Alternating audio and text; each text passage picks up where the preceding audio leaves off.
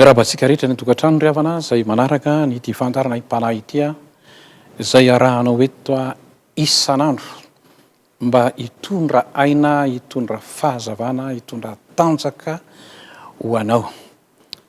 Jesosy raha teo moa ny efa niteny any amin'ny Jaona 5:2 hoe raha maharitra miteny koa izy ianareo dia ho mpianatra tokoa ary ho fantatrareo izy ny marina. Ary ny marina nafaka anareo tsy ho andevo. Jereo tsara izay tenin'Andriamanitra izay ry havana. Tiany Jesosy izany ianao anana faharetana tsara amin'ity atao hoe fandiniana tenin'Andriamanitra ity, na finanana tenin'Andriamanitra mba hahatonga anao izy olon'afaka tsara. Fa tonga avan'i Jesosy eto ambonin'ny tany ry havana tena tondra zavatra be dia be. Androany mba hiresaka kely aminao Timoty 2:2-5 misy an'izao teny izao hoe iraino Andriamanitra ozy ary rainy mpanalalana amin'Andriamanitra sy ny olona dia Jesosy Kristy izay olona. Jereo tsara io tenin'Andriamanitra io. Iraino Andriamanitra.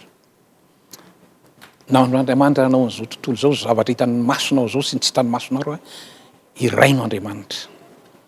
Ary manaraka an'io ry havana raha mijery an'izay tsara ianao dia izao mitady an'Andriamanitra daholo ny olona rehetra eto ambonin'ny tany enge. Fantany fa nisy namorona izao zavatra hita maso izao dia mitady an'Andriamanitra ny olona. Dia aro tsara enge. Raha mijery ianao ohatra tamin'ny voalohany any amin'ny Genesis 4 any inona moa nahatonga n'izy roa lahy Kaina sy Abela samy nanatitra fanatitra. Ny dikan'iny ange dia izao samy mitady an'Andriamanitra izy roa lahy, samy te hanatona ny Andriamanitra mpanao ny zavatra, mpanao izao rehetra izao izy.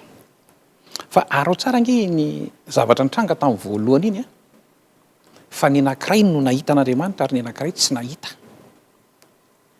Ny Kaina mazava ho azy fa tsy nakasitrahan'Andriamanitra ozy, izay ny voasoratra ao. Fa ny Abela no nakasitrahan'Andriamanitra. Inona no nahatonga an'Andriamanitra tsy nakasitraka ny Kaina?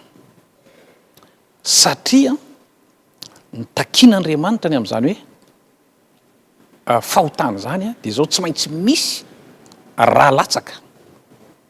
Tsy maintsy misy raha latsaka ary ozy ny soratra masina hoe tsy mahita famelan-keloka ny olona raha tsy marina aminy, izany hoe raha tsy misy raha latsaka tsy misy famelan-keloka.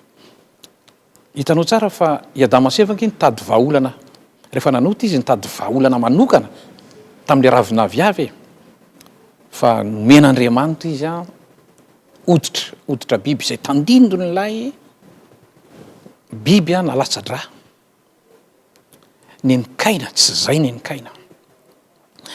Ny Kaina nitady an'Andriamanitra izy anatin'Andriamanitra fa araka ny fivony, araka ny saim-patany zavatra vokatry ny tany ny azo no entiny dia mazava ho azy tsy nahita an'Andriamanitra. Nanomboka tamin'izany ry havana ny tantaran'ity zanak'olombelona ity. Fantatra ny zanak'olombelona ihany fa misy ny Andriamanitra namorona ny tany sy ny lanitra. Fa Andriamanitra ry havana izao tsarovy tsara. Tsy maintsy mipetraka amin'ny sitrapon'Andriamanitra ianao vao mahita an'izany Andriamanitra izany.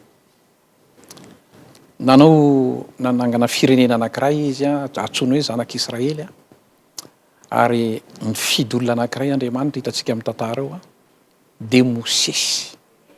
Mba haninona? Mba hampafantatra ny olona n'izany atao hoe Andriamanitra izany. Mosesy ny mpanalalana anankiray lehibe ato anatin'ny soratra masina ato nomen'Andriamanitra ny zanak'Israely mba ho jereny ny firenena rehetra.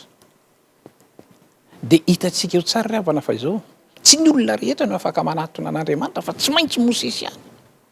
Dia Mosesy ny mampipita ny fahazavana. Rehefa maty Mosesy taty aoriana amin'izay dia izao mpaminany indray no nalefan'Andriamanitra. Hitantsika ny tantara amin'ireo mpaminany anisan'izany Samoela ohatra. Nampanjaka ary Saoly tamin'izany fotoana izany fa i Samoela no nomen'Andriamanitra ny fanambarana mipita makany amin'ireto zanak'Israely tamin'izany fotoana izany. Rehefa lasa ny ireo mpaminany be dia be dia avy hatrany dia hitsambikina aty amin'ny Jesosy Kristy aty ampafantatra ny olona foana zany hoe iza moa zany Andriamanitra zany satria mitady an'Andriamanitra daholo ny olona veriko aminao tsara eto ambonin'ny tany. Zany mahatonga ny olona karazam-pivavahana be dia be nge ry havana misy amin'izao fotoana izao. Io le ambaran'ny Romanina toko voalohany io, nanangana zavaboary be dia be ny olona hivavahana. Androany ianao averin'Andriamanitra anao ty tenin'Andriamanitra ty. 2 taona lasa io ilay Jesosy Kristy tonga tetỳ ambonin'ny tany. Zao ny tenin'i Jesosy. Any amin'ny Jaona 7:9 no ahitanao an'ity teny ity hoe tsy misy makany amin'ray raha tsy amin'ny alalako. Zany hoe tsy mahita zany Andriamanitra zany ianao, tsy mahafantatra an'izany Andriamanitra zany ianao raha tsy io Jesosy Kristy io no ekenao. Tsy mahafantatra an'izany ianao. Jereo tsara io teny io ry havana. Tsy misy makany amin'ray raha tsy amin'ny alalako. Androany ianao te hanokatra ny sainao Andriamanitra. Te hanokatra ny sainao Andriamanitra. Betsaka ny olona amin'izao fotoana izao mitady an'Andriamanitra amin'ny zavatra hafa, mitady mpanalalana hafa ny olona amin'izao fotoana izao. Ary tsy mahagaga raha tatazan'ny devoly. Ianao nge raha vao tsy mipetraka amin'izao fahamarinana ny tenin'Andriamanitra eo dia Satana no mitaty anao e. Koa androany amin'ity aim-panahy androany ity, hanokatra ny masom-panahinao any Andriamanitra mba ahatonga anao tena ahita ny voninahitr'Andriamanitra. Ireo zanak'Israely tamin'ny andron'i Jesosy ange ry havana. Inona no tena olana tamin'izy ireo? Tsy nanaiky an'io mpanalalana io izy, tsy nanaiky an'io Jesosy Kristy io nge ny zanak'Israely. Ary ny akamaroany hatramintsika am'resaka izao tsy manaiky an'io izy.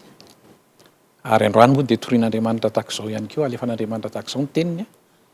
Ho anao aza mamorona mpanalalana hafa ianao raha te hahita ny voninahitr'Andriamanitra.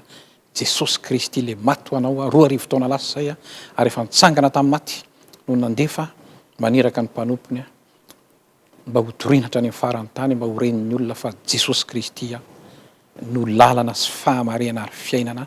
Izy no mpanalalana amin'Andriamanitra sy ny olona raha te hahita ny herin'Andriamanitra, raha te hahita an'izany fiainana mandrakizay ianao. Zay ny aim-panahitsika androany ry havana ka dia mirary soanao tahin'Andriamanitra ianao. Amen.